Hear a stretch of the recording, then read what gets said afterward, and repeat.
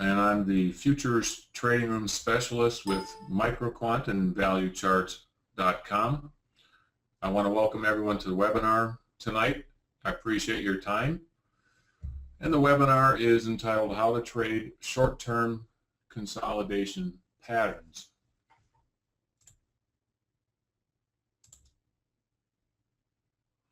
Now, at the end of the presentation, there will be an opportunity for a Q&A, so if you have any questions, we'll have some time to do that. But we're also going to keep this open so that if you do have questions or comments that you want to make during the presentation, feel free to do so, and we can have a good discussion about these types of patterns and the types of opportunities they present.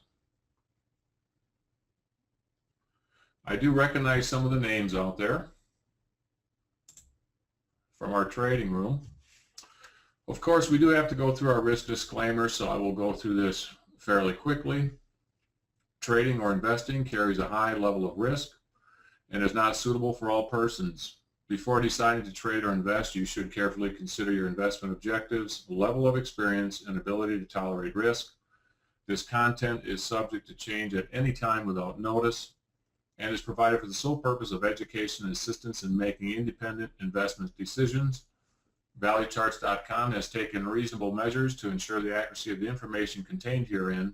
However, ValueCharts.com does not guarantee its accuracy and is not liable for any loss or damage which may result directly or indirectly from such content or from an inability to access such information, or in any delay in or failure of the transmission or the receipt of any instruction or notification in connection therewith. Any past performance results are shown for illustration and example only, are hypothetical, and as such have many inherited limitations. No representation is being made that any account will or is likely to achieve profits or losses similar to those shown. Past performance is not necessarily indicative of future results. Well, I had to read that. I didn't want to read that, but we do have to do that. It's just something we have to do, so thank you for your patience in getting through that. All right, before we get started, all right, well, I can answer your question right away here, Jim. Short-term trading, basically, you know, the short-term pattern consolidations, we're really talking about intraday, but the same types of patterns can apply to daily and weekly charts also. So this presentation is more of a basic presentation based on consolidation patterns. Our focus is on the short term, but again, you can apply it to daily or weekly trading also. I do have a few questions for everybody. Just a simple Y or an N. I just am curious who's already a customer of ours or is in our trading room. If you want to just type in a Y or an N for no.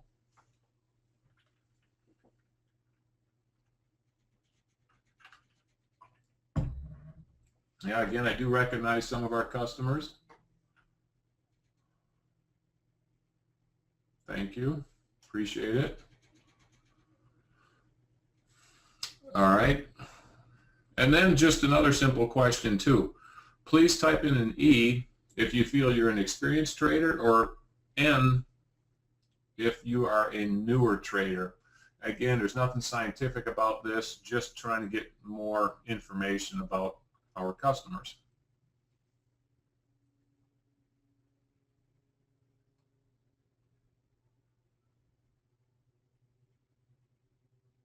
All right, thank you. Kind of looks like we've got a mix of both tonight, which is about what I would have expected. And again, we have a hypothetical disclaimer here, something that we're required to do. Have that up on the screen for a couple of minutes here, and let's go on with the presentation and see if we can't learn something. All right, consolidation defined. In technical analysis, the movement of an asset's price within a well-defined pattern or barrier of trading levels. Consolidation is generally regarded as a period of indecision which ends when the price of the asset breaks beyond the restrictive barriers. Periods of consolidation can be found in charts covering any time interval, hours, days, ticks, etc. And these periods can last for minutes, days, months, or even years. Lengthy periods of consolidation are often known as a base.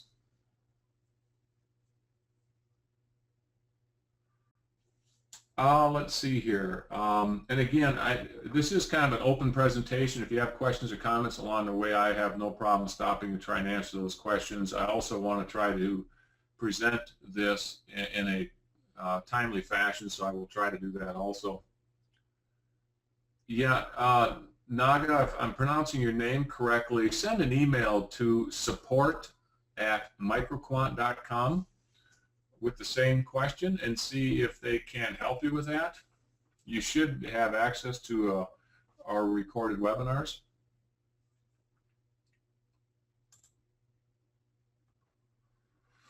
All right, so here are some of the basic consolidation patterns that we will see on a day-to-day basis in trading.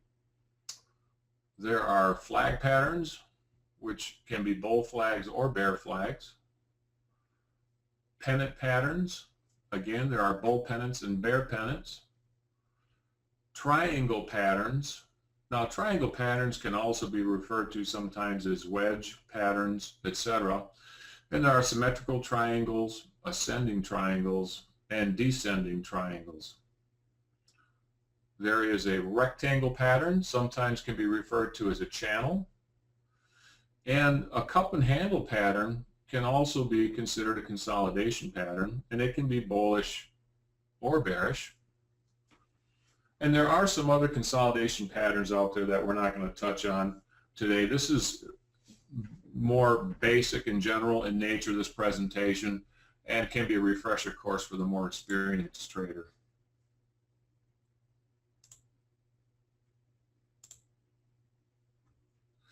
The first thing I'm going to do is just give you some visual representations of some of the different patterns out there, just to give you some examples of what we can be looking for.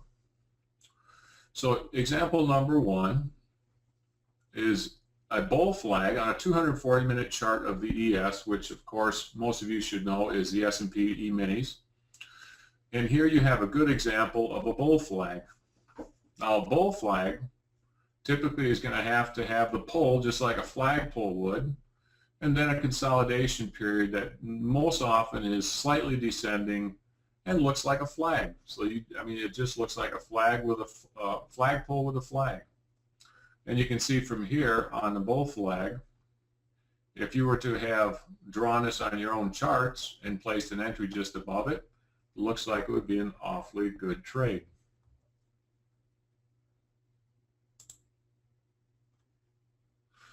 Here's another example, a bull flag and a bull pennant on gold 1,000 tick chart. Now, in this example, you see down below here, we have a pennant pattern. And again, a pennant pattern, a bull pennant, is similar to a flag pattern in the sense that you're typically going to have the previous price action ascending like this, looking like a pole, and then you've got a pennant out here like this. And you'll see this pattern quite often also. And then of course you see how price breaks out of this on the 1,000 tick chart. Now here it could be argued that this may not be a flag pattern, which I have stated as a bull flag. And the reason I did this was to, right off the bat, is to make everybody understand that patterns are not always perfect in nature. And there's going to be times when you have to use your common sense and decide whether or not a pattern is forming. Is it a good pattern? Should I stay away from it? Is it too chaotic? This one is probably not a good example, but I wanted to show that to everybody right off the bat and stress that right away. Those of you that are more experienced traders, you'll know trading is not a perfect science. There's always going to be variations of one sort or another. Naga, it certainly could be considered a megaphone. It does look like one, doesn't it? And I'm not, that's a pattern I don't trade, but I'm sure you're correct with that. All right. Here's our Next example, example 3, and this is what I would call a almost perfect representation of a bull flag, and this happens to be on a 2-minute chart in wheat. And you can see here that we have perfectly parallel horizontal lines with price action on wheat here, and then you can see how, whoops, sorry, I'm almost thinking I'm in TradeStation right now trying to move my cursor around. I have to remember that that's not the case. Let's see. But you can see right here, price after this bull flag can break out to the high side and again can provide you with a good trading opportunity.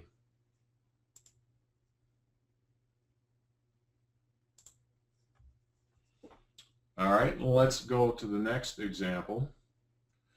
And I'm curious, as we're moving along here, does anybody currently and purposefully actually look for these consolidation patterns while they're trading?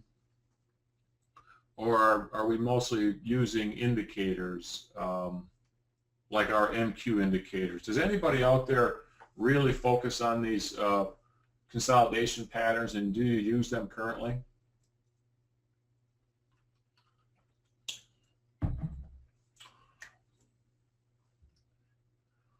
All right. Good to know, Center. Most indicators, yes. Okay. All right. Here's another example. Yes, but confused with breakouts. Okay, and we'll talk about trading these patterns a little bit. And again, this presentation tonight we're going to keep fairly basic, but needless to say, I think we can come away with some important information. John wants to know, how long does each consolidation last? Well, that's pretty much an open-ended question, John. That can really be dependent. If you recall, in all these examples I've been giving you so far, these can go on for many bars, many minutes, many ticks, depending on the situation. So there really is no limit as far as to how long they last, and it depends on what time interval or tick interval you're using.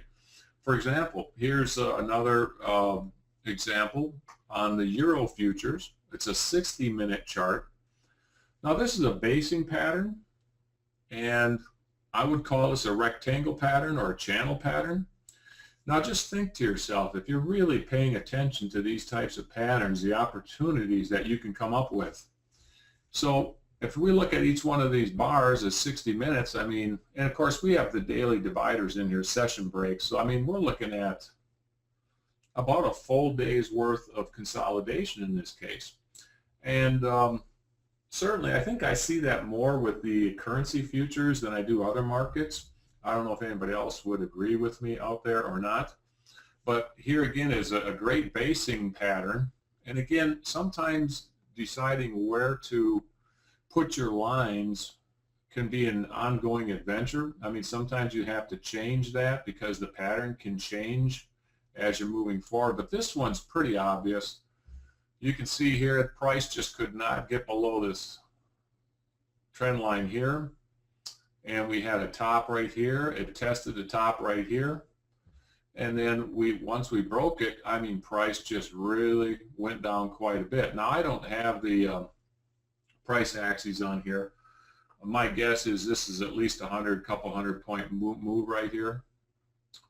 But again, so it's a reminder to keep an eye on patterns as they're forming, because they will provide you with good opportunities.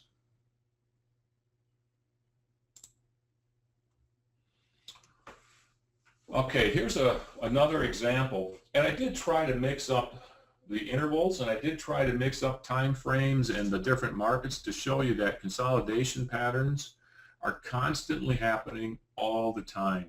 And as a good trader, you really want to learn how to identify these, and if you're doing well with it, you'll start to learn to identify them before they're halfway finished, and then you can anticipate the completion of a pattern or a breakout of a pattern. So here is an example of a couple triangle or wedge patterns on a 100-tick chart in natural gas. Again, just for those of you that are in our trading, you know that we look at just about all the futures markets.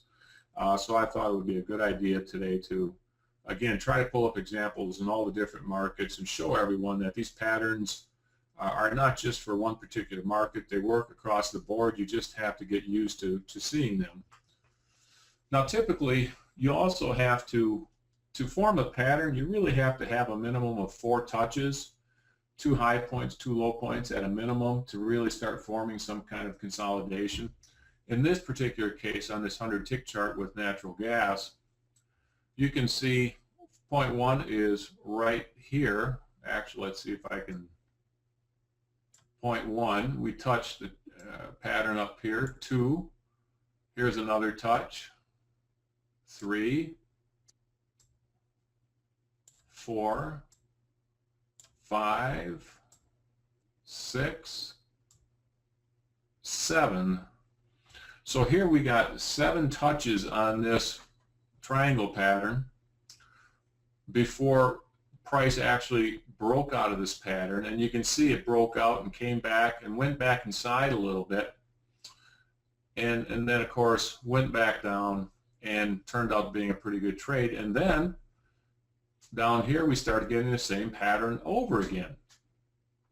Now again, we should have our 4 touches here. We have a touch down here, 1, not really a touch, but we do have a touch up here, actually several of them. It tried to bounce off this trend line up here several times, came down here again, went up and broke through that pattern. Does anybody have any questions so far on any of these? All right. Now, there's another thing I want to point out in here, and I think experienced traders probably know this. And I know a few of you said that you do trade these types of patterns. Well, here's one thing that can be tricky with patterns. Again, remember in trading, nothing is always 100% perfect. Nothing is ever going to repeat itself 100% of the time. So I'm going to do the best I can with my little mouse pen here, but if we take a look at this triangle pattern down here, and I saw this price action starting to happen, well, what would be the first thing I would do? I mean, I would look at this and I'd probably draw a line from here through here, and then you'll see, well, price kind of broke it here, came down here. Same thing down here. I would start from here and I would draw this line from here, and we would have the beginning of a wedge pattern or a triangular pattern. And then all of a sudden you'd see price break it, and you certainly could have done that in this case, but I think when you're drawing and seeing these patterns, you have to be probably a little bit more conservative and don't jump the gun too fast on these types of patterns. Give them a little time. Now, another thing here that is important to note is that this is a 100-tick chart. So this is a very fast moving chart.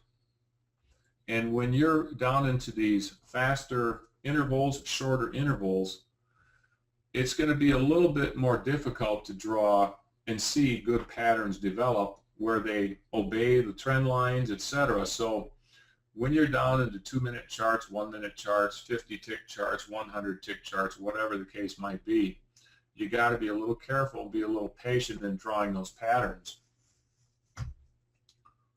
Let me get this out of here, clean that up a little bit. All right, let's go to the next one here. Here is example number 6. Again, more wedge patterns. These are ascending triangles, and it looks like I have a misspelling, which I didn't see until right now. Go figure. I guess these are triangles. Anyways, so this is, let's see here, this is U.S. bonds, and this is a 10,000 volume bar chart. Does anybody out there ever use volume bars?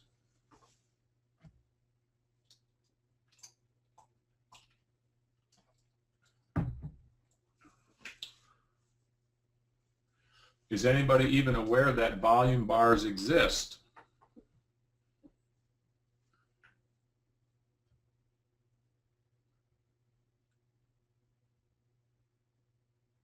Okay.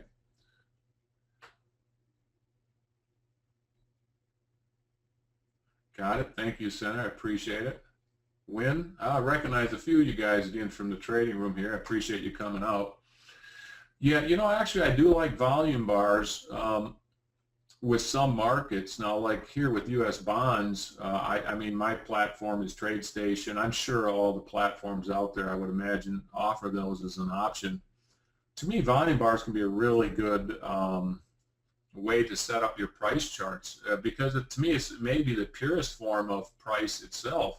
It's not a transaction like a tick, which could be one contract or 1,000 contract, and it's not an arbitrary time like 2 minutes or 5 minutes or 15 minutes. It's actually showing the actual volume. But that's for another presentation, another time. In this particular case, again, I just decided to pull up a 10,000 volume bar chart. So each one of these candlesticks represents 10,000 contracts being bought and sold. And actually, I think it's kind of maybe a good one to use for U.S. bonds. Anyway, so again, here again, you see this, again, ascending triangles because the lower trend line on the triangle is ascending. But you can also, I'm going to ask everybody here, do you see another pattern here? Do you see, could this be called something else?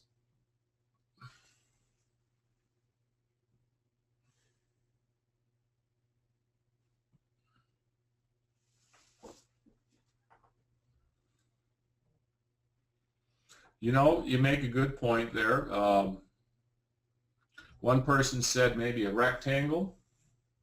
Well, you could potentially draw a parallel line across the top here and across the bottom.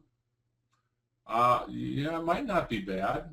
And actually, I'm not sure why my trend line on this one is actually so far off anyways. I apologize for that right here. That should have been down further. Again, I must have just missed that.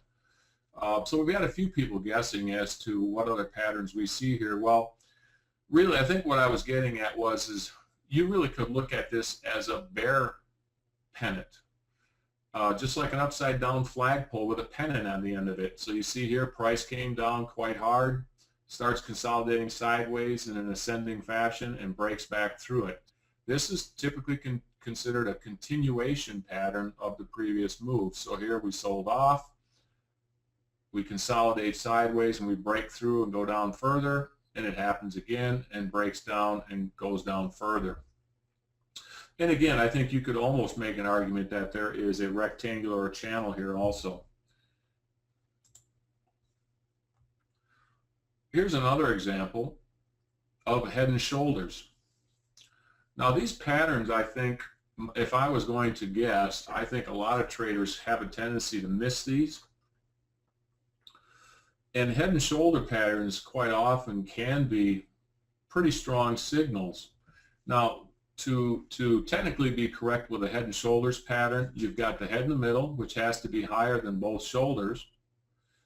And the right shoulder, which is over here, has to be lower than the left shoulder, but not on a purely vertical reference. It has to be lower when we use the neckline down here. So if you're looking for a head and shoulders pattern, let's see here.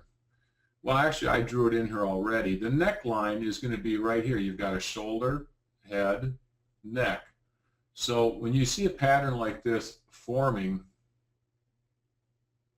yeah, you do, you know, you really kind of have to pay attention to these types of patterns to recognize them, because a lot of times you can just get chop and slop and it doesn't really qualify.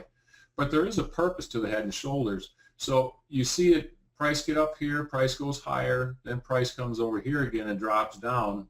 When you see something like this, what you want to do is draw a line from the bottom here to here, and then extend it to the right, extend it to the left. And the point of this pattern would be is then if it breaks down through here, you would have a trade. This shoulder, the height of this price here, should be lower than this shoulder, but not based off of a purely vertical reference. It has to be based off a parallel line to this line. So it would have to be something like this, and if we use this as our reference point, then this shoulder is lower than this shoulder and it qualifies as a head and shoulders. These can be pretty powerful consolidation patterns because price was not able to reach the same high as this, and if it breaks through, it can give you a good signal. And yes, Naga, I agree with you. Sometimes these patterns that we're looking at can be somewhat subjective. You can have one trader look at it and say that's a head and shoulders, and another person say no, it's not.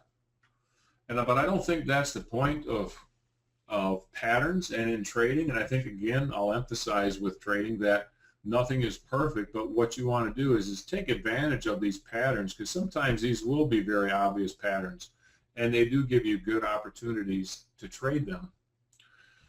So here is a pattern that most people would not think about at all. And again, I suppose another trader could look at this and argue that this may be not a reverse cup and handle. I believe it is. Again, trading is not perfect, and price charts are never going to be perfect, but you can see our, this is a 10-minute chart in gold, and you can see our nice pricing pattern here. Upside down cup, then price comes up and forms a little handle like an upside down cup and handle, and look what happens when it breaks through. You potentially have a profitable trade. Now, the one thing with a cup and handle pattern, though, is you never want this handle to drive any further than about 1/3 to 1/2 way into the cup pattern. So it needs to be down here. I mean, if this came up here like this, it probably doesn't qualify. It's too choppy to call it a head and shoulders because you just have too much chop over here. So again, just trying to help you point out some of these patterns so you can look for more opportunities.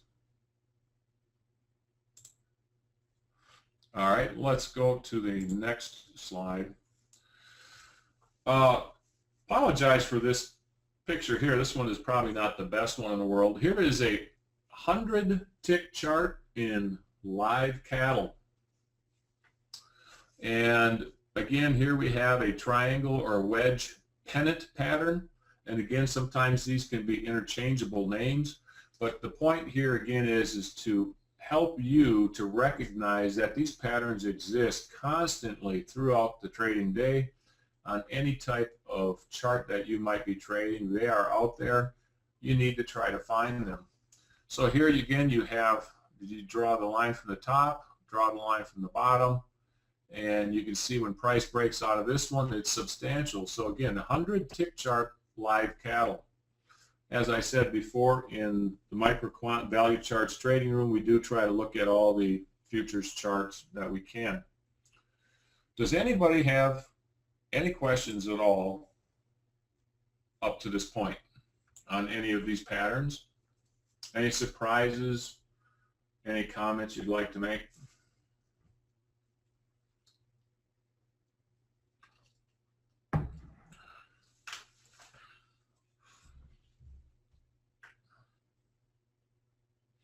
All right, let's keep on moving here. All right, so trading consolidation patterns. How to enter the trade. Break of the pattern, a close after the break, a retrace, locating your stop relative to the pattern, and locating your stop also has to do with risk management. It always should. And then your profit targets. Are they mechanical? Are they related to the pattern? Or do we play it as you go?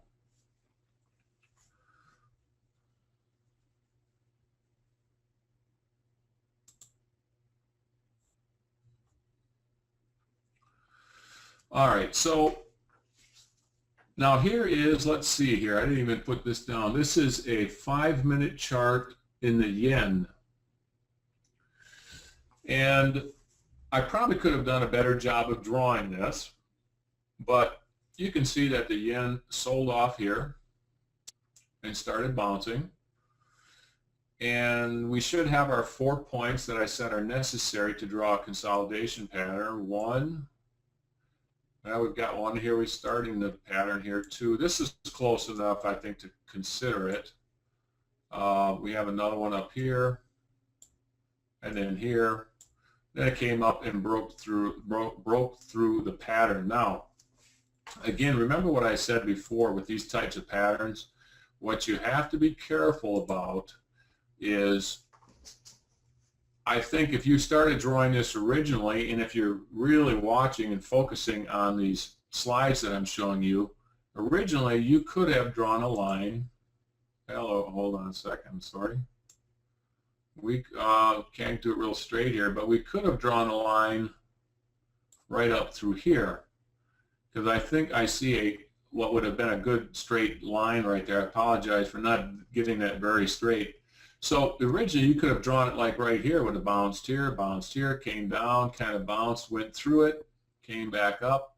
So again, here's where you're going to have to use a little common sense, and you're going to have to just realize that that's the way the markets work sometimes. You'll see a pattern developing, you'll draw your lines, it'll break through it a little bit, it'll bounce back up, and then maybe you'll see a larger pattern forming. And I think it gets back to the point I was making earlier about be patient when you're drawing these lines. Just don't assume it's going to be a perfect pattern. It might all of a sudden form a larger version of the same pattern, for example.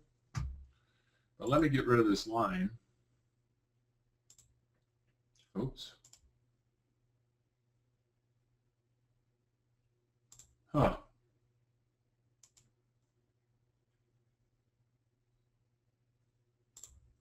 Well, I guess we'll leave that line on there. It's not coming off for some reason. So anyways, let's just take a look at this example here and ask ourselves, where would we enter this trade? Well, this is like an ascending wedge pattern, maybe a bear pennant pattern, and it's pretty obvious, I think. Okay, we see the consolidation taking place, so we would want to enter this trade somewhere right in here. But the question I think that we have to discuss is, where exactly do we enter this trade? And I think that's going to be dependent on a few things. Number one is, again, what chart are you trading? In this case, it's a 5-minute chart. You know, is it a 50-tick chart? Is it a 3-hour chart? I think for anybody that's an experienced trader, you know that quite often trend lines can be tested. They can bounce through them a little bit and then come back. So the question then becomes, what type of a trader are you?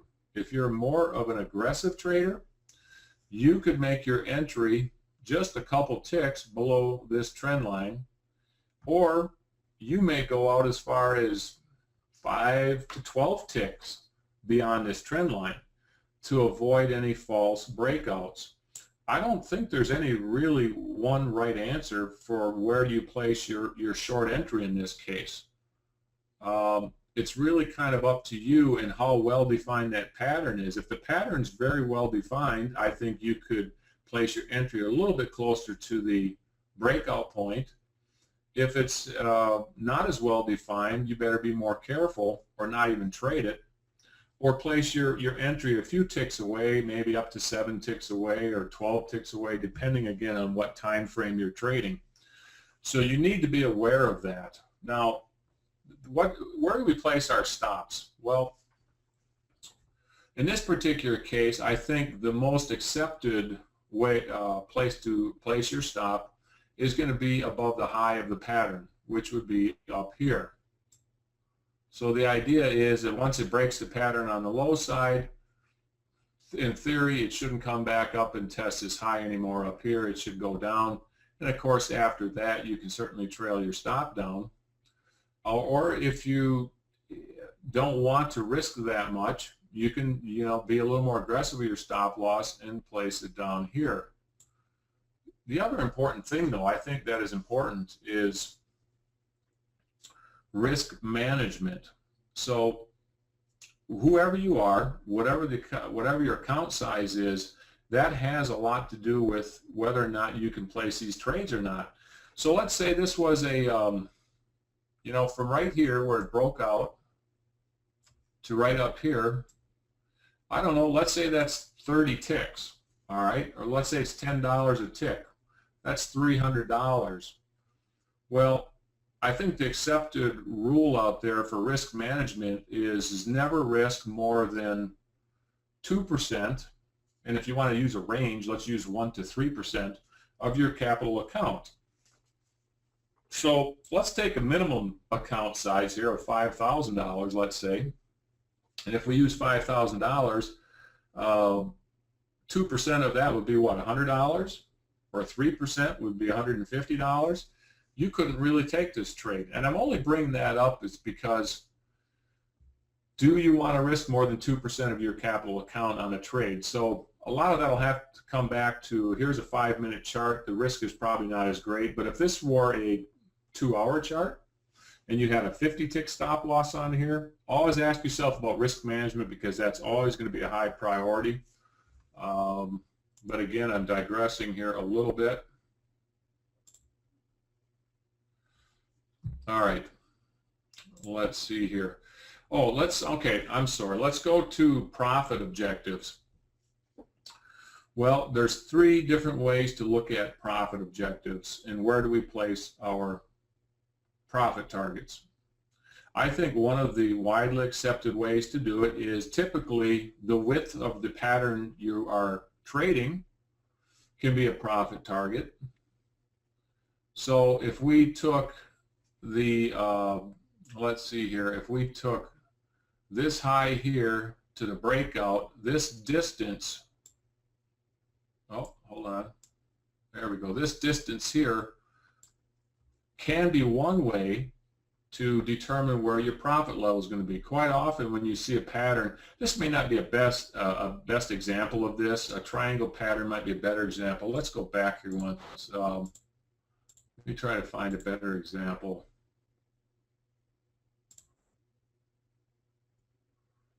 All right, so something like this here too. A lot of times when a pattern gets broken, I know traders that'll take the entire width of this pattern from top to bottom and say, that's going to be my profit target. So you take this, whatever this price difference is here, and bring it down below here, and that could be a profit target. Now that may be overly aggressive, but that could be your full profit target.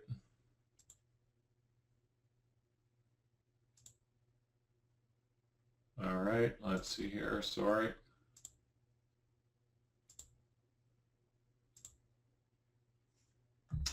All right, the other way too, a mechanical approach. Well, that's simply just, you know, do you want to use 10 to 20 ticks as your first profit target and 20 to 30 ticks or 40 ticks as your second profit target? I don't think that's really related to the patterns themselves. That's just really up to you and your money management. I know some traders that'll just put in mechanical profit targets. The other thing to do is going to be look for support and resistance and things like that. Let's see here. And I think in this example too, you see here I said put in take out half profit. And the reason I said take out half profit here is because it was the lows right here where you're probably going to get a bounce right in this area. So it breaks out here. You would have to typically expect price to bounce back up right here, but it doesn't. But I think it would be prudent to certainly take half profit off right here. Probably a decent little trade, and then you see it actually doubled back down and came back up.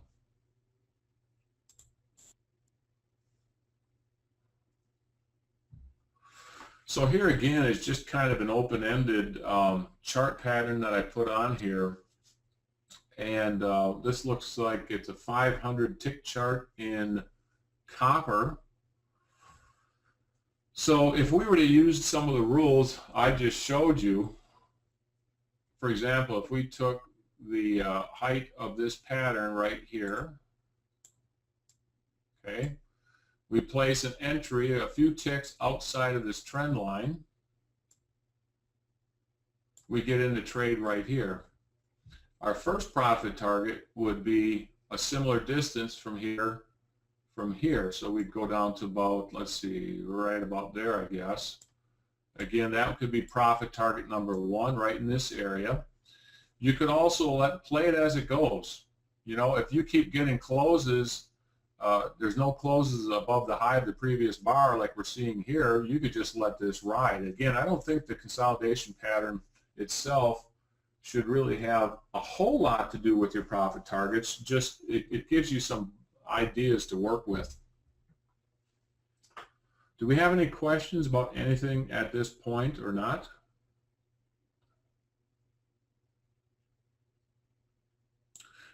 And is there any questions about something that was on your mind about consolidation patterns before you came into the presentation that you'd like me to answer?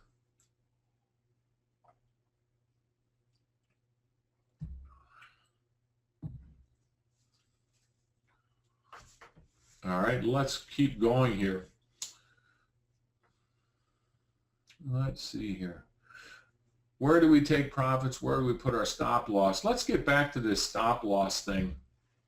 Again, anytime you have a pattern like this, again, I think the best way to trade a pattern with a stop loss is if we short this trade right here, like we're supposed to when it breaks, our stop should be, I'm going to say, at least a few ticks above the high of the pattern. I say a few ticks because in my own experience, typically if you're just 1 or 2 ticks above, sometimes, you know, I've seen price would have come up and just tested 1 or 2 ticks and then go back down. It's certainly up to you. Again, you have to use your common sense. What chart are you trading? How much room do you need to give it? Does your risk management allow you to place it in a particular spot? And then it's up to you again whether or not you want to trail it down or leave it up here for a period of time. I would say if you at least get half a profit right in here, for example, you'd want to move your stop to a break even. All right, so here's more of a real world example. It's really the same chart as the last chart. And now my question is this: what do we do and what can we learn from this? For those of you that are in our trading room, you probably recognize some of these things. But I am curious, does anybody see, first of all, I do want to ask a question here. You can see I drew an ascending wedge pattern right here, right? Drew another one over here. Okay. But does anybody see another pattern in here? And this is a 500 tick chart in copper. Can you look at this chart and see anything else that I might have missed?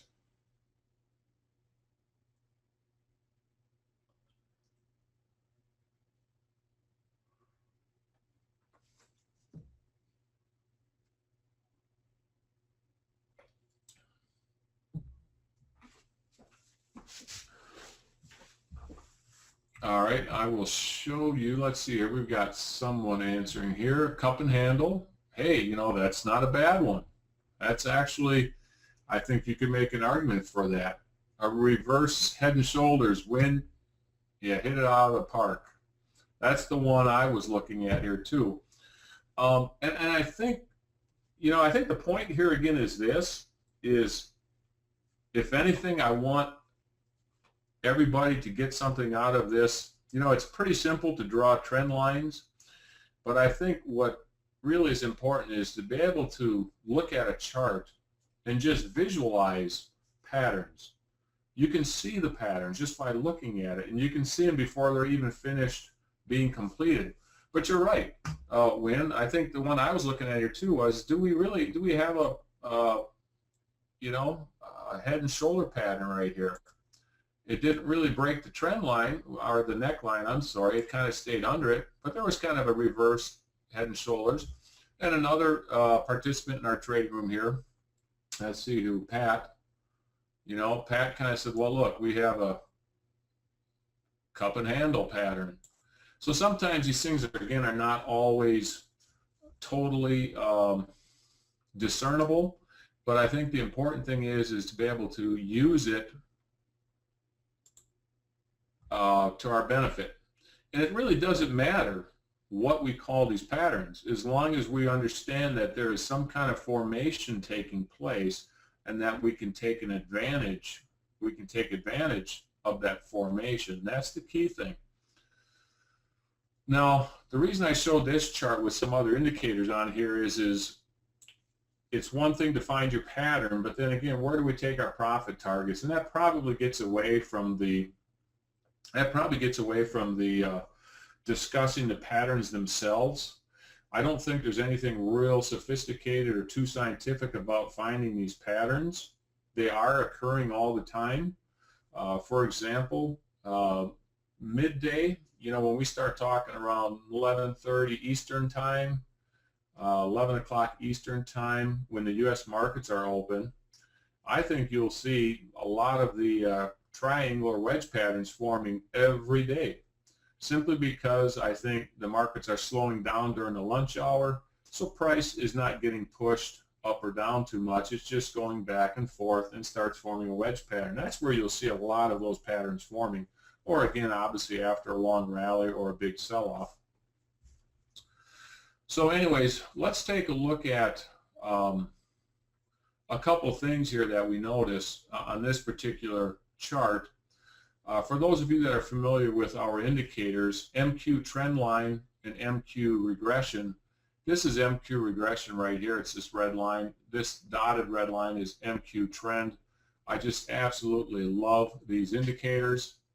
For example, when you see it right here, when they're both in agreement, they both rolled over and they're both down.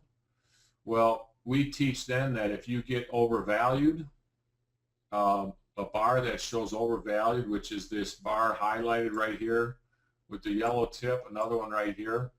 So that's one of the things we teach in our trading room. When MQ trend is down, MQ regression is down, we get overvalued bars, we short it. And look what happens, it goes down. So, and then over here, we see the MQ regression, MQ trend start turning back up. Now, that would help us to trade these patterns. Let's come back to this pattern right here, and let me clean this up here a little bit again. I don't know why this is not cleaning all of them up. My apologies. Technology, you just got to love it. All right, so anyways, so our little wedge pattern here, and other people may trade other things. For example, this like fuchsia colored line here, this is the 200 EMA. I use the 200 EMA on all my charts. It kind of helps me remember what direction that market's going at that time. So we have MQ trend, MQ regression, both going down. Price is below the 200 EMA. We get a wedge pattern forming. Well, what most likely is going to happen, if you recognize this pattern starting to happen, it certainly could break to the long side, but the greater probability is it's going to break down, and you should feel better about getting in a short entry here because you've got several indicators telling you it's going down. So again, I want to give you a real-world example of how we can take this pattern, look at the context of which it's being traded in, a down trend, and feel good about taking that trade. Now over here, we have the opposite happening. All right, we have another wedge triangle pattern forming here, a symmetrical one.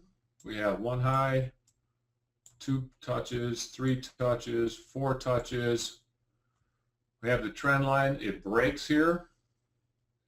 And again, for those of us that use value charts and use our MQ indicators, look what happened down here. MQ regression, MQ trend, both pointing up.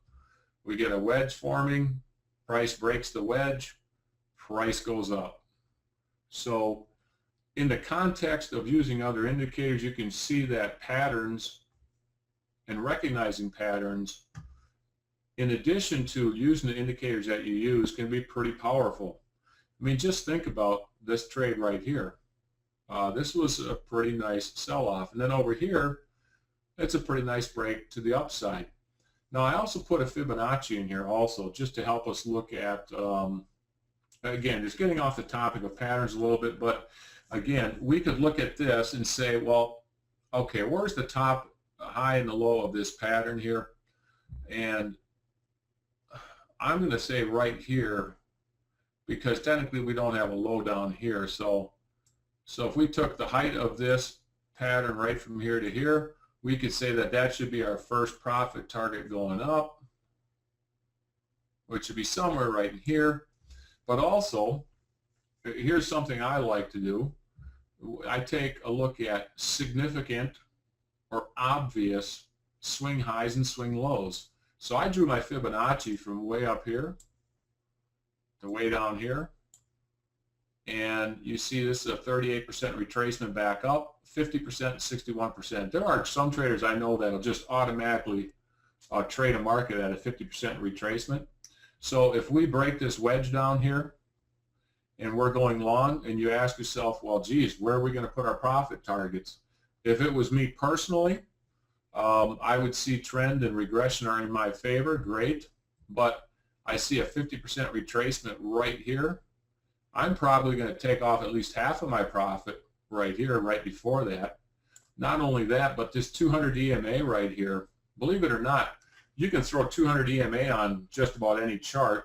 And of course, the larger the interval or the larger the time frame, whatever, I think the more significant it becomes. But I think you'll see quite often prices will sometimes be stopped by 200 EMA.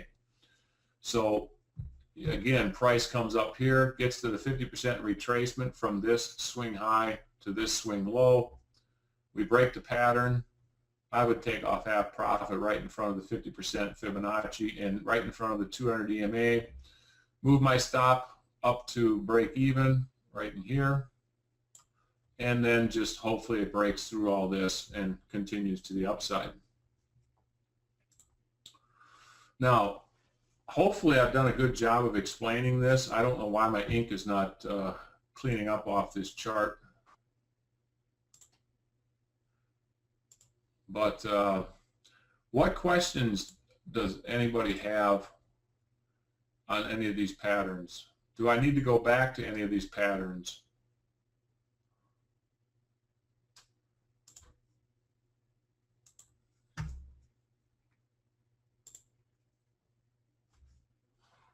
All right. Well, I'm trying to make this as entertaining as possible, and at least try to give us something that we can learn from in here today. And that's really about it. I mean, I think we covered the most important patterns that are out there. Your channel, rectangle patterns, head and shoulders, cup and handle, your wedge, triangle patterns are probably occur the most often. And then your bull flags and bull pennants. And bear flags and bear pennants, which are all continuation patterns. But here are some important truths that I think we should all remember about consolidation patterns. Number one, consolidation patterns will not always be perfectly defined.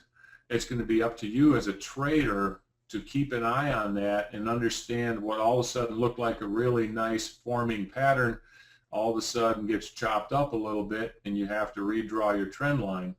And again, there are going to be times when it becomes a little too chaotic and I wouldn't even trade it. Keep in mind, there's a lot of large institutions out there, trading institutions, banks, Goldman Sachs of the world, whatever. They know that the retail traders are going to trade these patterns, and I think they also trade them. But I think they also have the money to be able to push them through these patterns. You just got to be careful and be smart about it and pick your spots. Another truth, markets are either in a trend or in a consolidation. That's really about it. Markets are either rallying, selling off, and when they're done with their move, they're going to go into some kind of consolidation pattern. And just remember this. If you feel like you missed a rally or you missed a sell-off and it goes into a consolidation pattern, well, guess what? That's going to be the first step before the next rally or sell-off. So it's really important that you get good at recognizing these patterns. Understand they're not going to work all the time. There's nothing in trading that will work all the time. The next item, patterns become less reliable as the interval becomes shorter or smaller, whether it's tick charts, time charts, or volume bars. It doesn't matter. If you start going down to 50 tick charts or 1 minute bars or 1 minute charts, that type of thing, I'm not saying that you can't use pattern recognition and draw triangles and wedges and channels, but they're going to become a little less reliable, especially with tick charts. You're going to see, if you're trying to draw these patterns on a 100 tick chart, like in gold, for example, you're going to see price breaking that pattern all the time. So you got to be real careful when you're down to those smaller patterns.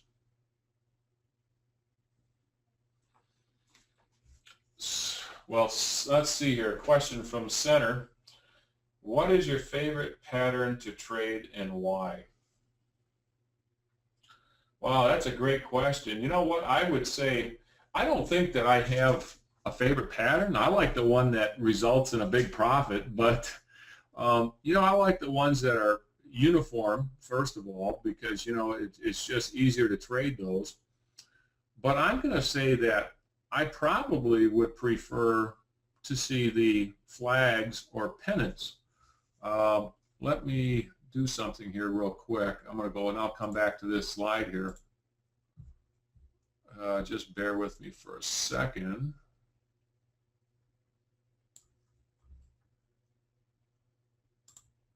All right.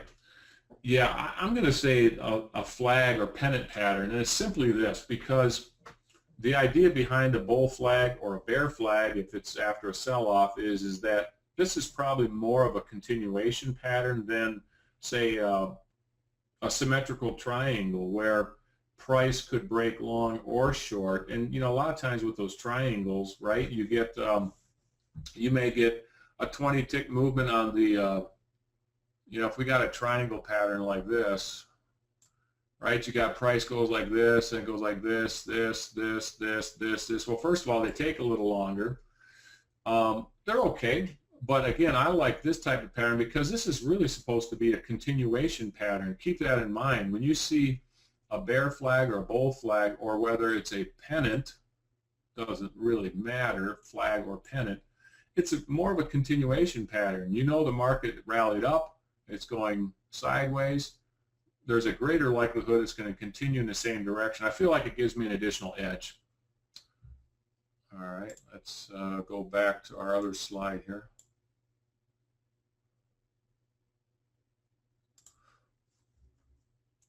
All right, let's see here. All right, some patterns are interchangeable, as I've been discussing, such as a wedge, triangle, or pennant. A lot of times they may be, you could be drawing them in the same places. What is important, though, is that we recognize that there is a pattern forming. Often, there can be false breakouts of patterns. And that gets back to when we were talking about entries. You know, every trader is different. I don't, you know, I have no idea, everybody that's in this presentation, what markets you like to trade. But whatever market you trade, you need to be familiar with the personality of that market. Again, I can use gold as an example. A lot of times gold just has a tendency to break through patterns. You know, you draw a trend line, maybe it's forming a triangle, and it breaks that trend line and then comes right back through it again. So those are the kind of things you need to be aware of. Now, you could take, say, a more liquid market like U.S. bonds, and you're probably going to get a little bit truer signals with something like that. But again, I use patterns and consolidation patterns on every market that I trade. The other thing to keep in mind when we talk about taking these trades in these patterns, you really want to place that stop on the opposite side of the high side of that pattern. That's the appropriate way to do it, but just make sure that if you're going to do that, that stop loss is within your risk management parameters. You don't want to be taking too much risk, because that's probably one of the biggest reasons traders fail and lose money, is because they take on too much risk. All right, and the last comment I want to make on this was, the longer the consolidation period, the greater the energy that will be released after the breakout, typically. So, you know, if you have a short consolidation pattern, it's not building up as much energy. Again, this is typically going to be the case. It's not always going to be the case. Remember, this is trading. There's nothing that happens 100% of the time. I can't stress that enough. The longer the consolidation, the greater the energy that will be released after the breakout typically. Think about it this way.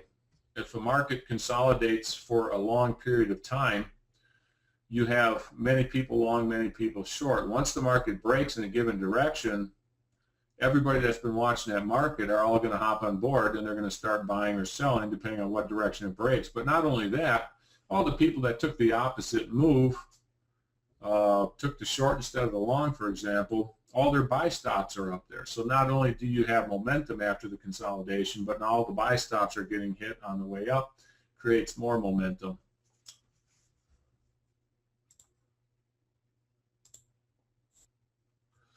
All right, that's really it for our presentation tonight. We do have some time at the end here for some questions and answers, which I'd be happy to spend a few minutes with anybody to do that. I also wanted to just make a comment here about a workshop that's coming up, and I'll just read it verbatim right off of the screen here. Discover how your decisions and behaviors affect your trading by attending our workshop entitled Keys to the Kingdom, an essential workshop that will provide you with a solid foundation to your trading. And you can visit our website at valuecharts.com to find out more about that. I believe we do have it posted. It's not going to be for another 4 to 6 weeks at least. But I do want to stress this to everybody in this webinar, that trading can be a very rewarding business, and it can also be a very difficult business. You have to understand that the decisions and the behaviors that you use on a day-to-day basis perhaps are the most important things in trading, way beyond, I'm not going to say way beyond technical analysis, but I think a lot of times we get in our own ways, and we're going to put together a great workshop about talking to people about trading behaviors and trading decisions. So if you're interested in that, I'll take a look at it. Again, we're at that questions and answers portion. Do we have any questions? Do you want to go back and look at a pattern? I do understand that this was a fairly basic presentation on consolidation patterns. So I'll give you a minute here to see if we have any questions.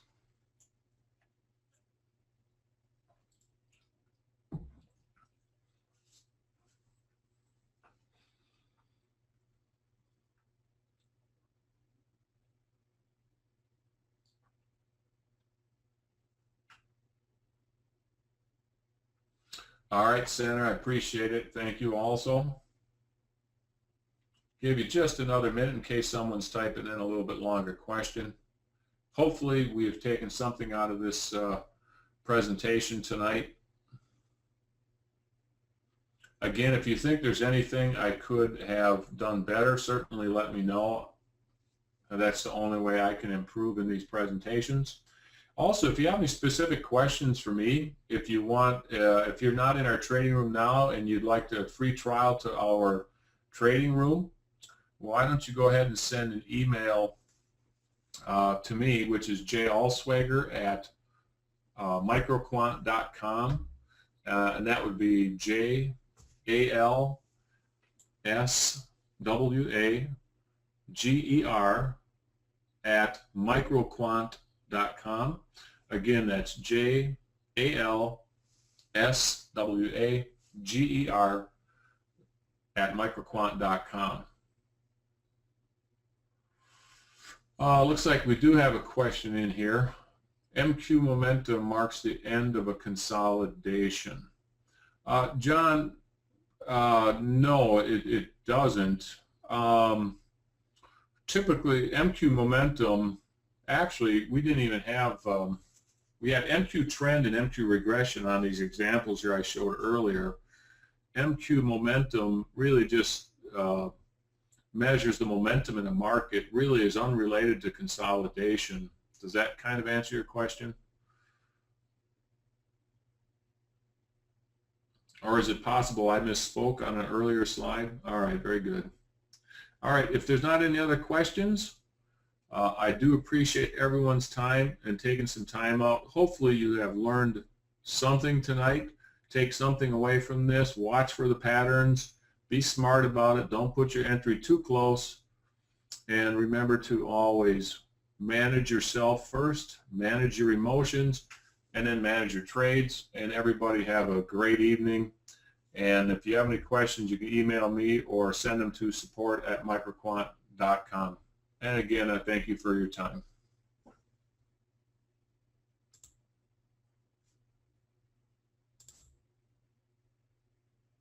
The organizer has ended the session, and this call will be disconnected. Goodbye.